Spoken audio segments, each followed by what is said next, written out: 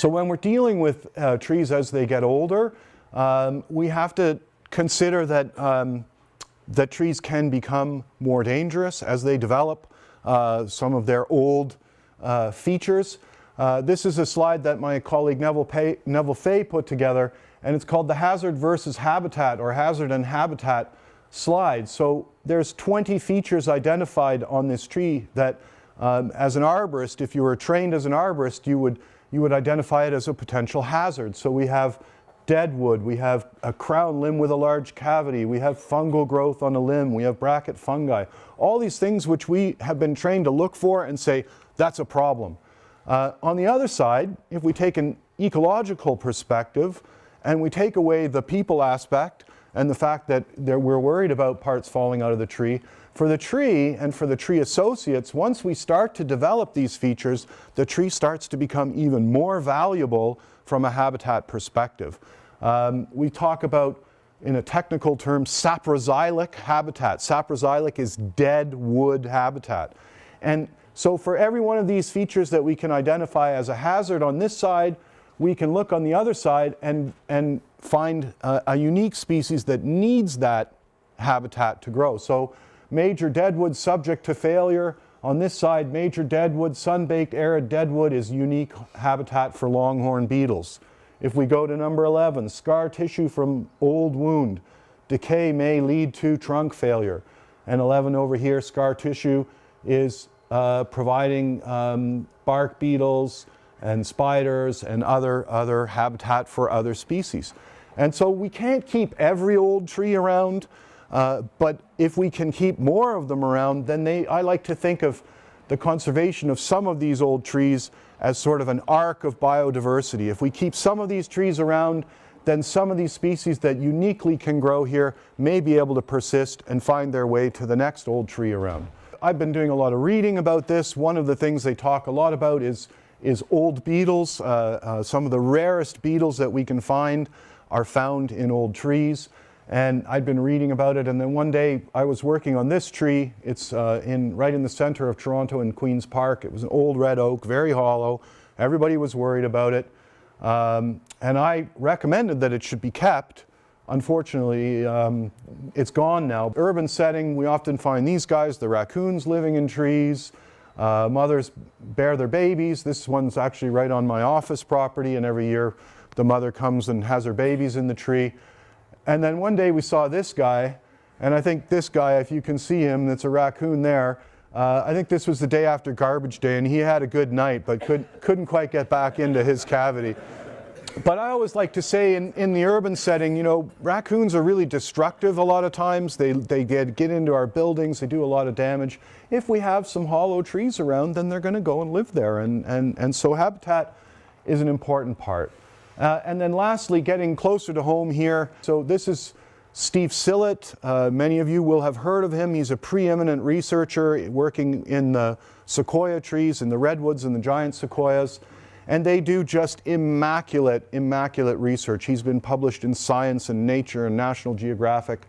And just quickly, one study they did, they looked at a hectare of land in the redwood forest, and they count every tree, they climb every tree, they categorize every branch, all that data. And from a habitat perspective, I found it really interesting. They had 115 trees in the hectare. Now, that doesn't sound like a lot, but these are all the massive giants. And what they found is that 12 trees out of that 115 had 95% of all of the biodiversity in the forest, just 12 trees, but they were all the old trees with the broken tops, with the fire scars. And they found things like salamanders, which we expect to see on the forest floor, freshwater organisms in pools of water hundreds of feet up in the crown, other species growing out of hollows in the tree, aerial soil. So the crook of a branch in a tree that grows for 1,000 years gets materials falling down into it, attracts insects, and eventually it composts down, turns into soil, and you get plants growing out of these soil beds. Some of these soils are, a meter, 3-4 feet deep. So all kinds of interesting things growing out of old trees. Because of my will, my desire, my passion, I hope you can see, for keeping old trees around, but I work with clients and they own those trees. So I can't counsel people to keep trees which are dangerous. It wouldn't be good for them, and it could be very bad for me and my liability. So risk assessment, I'm just going to talk a little bit about that. At the start, we use drills to drill into trees. This is a mechanical drill. Scott has had one here before. But this drilling instrument basically measures, as a fine drill goes into a tree, it measures how much resistance there is to that drill going into the tree. So if the wood's solid and hard, there's a high resistance for that drill bit going in. If we get into decayed areas or hollow areas, all of a sudden there's no resistance and you see a spike in your readings.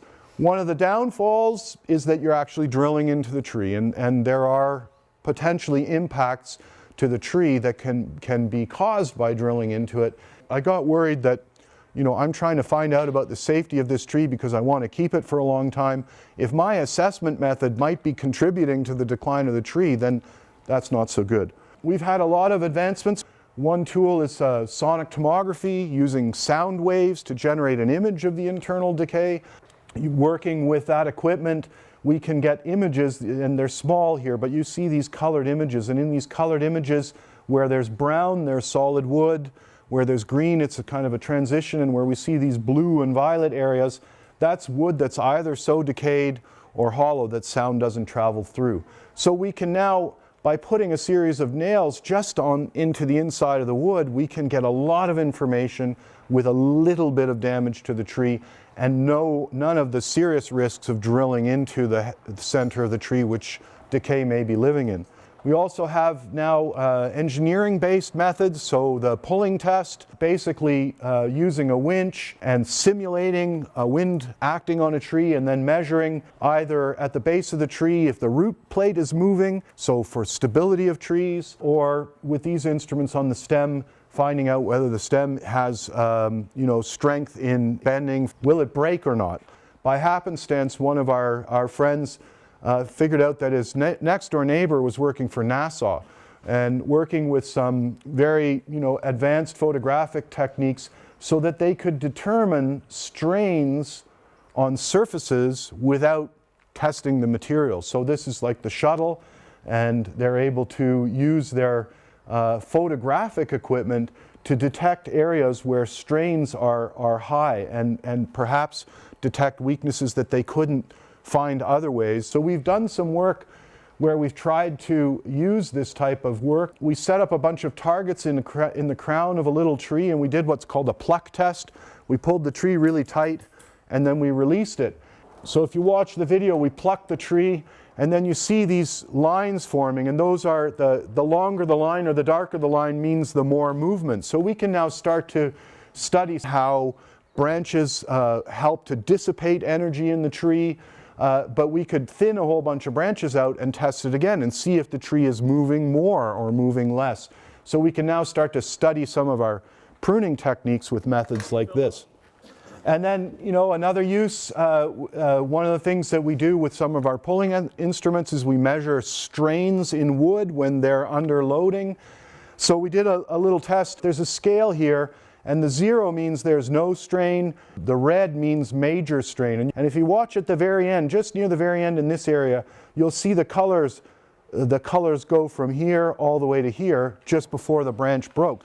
And then one last one here. We are also looking at uprooting of trees, which is something we do with tree pulling tests. We put all these little targets on the ground, and they're white targets with a black dot in them. And the way the cameras work is they have two cameras looking down. If those start to move, those two cameras see the differences. We were pulling on this tree, and we're looking at the uprooting behavior at the base. So you'll see some arrows start to come out of the ground, and it's measuring how much lift is occurring in the root system. Again, all done with photographs. When I first met Scott in 2006, he brought me to Seattle because he wanted me to use some of my advanced methods to test some significant trees that he had.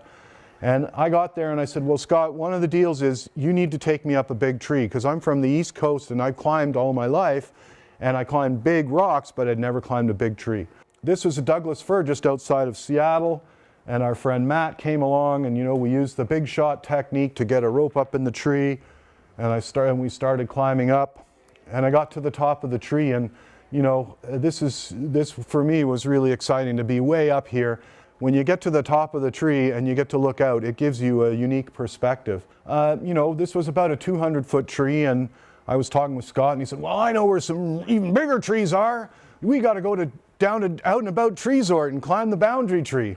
You know, my mind was opened up. These were some of the first real tree houses that I saw, and I was just amazed.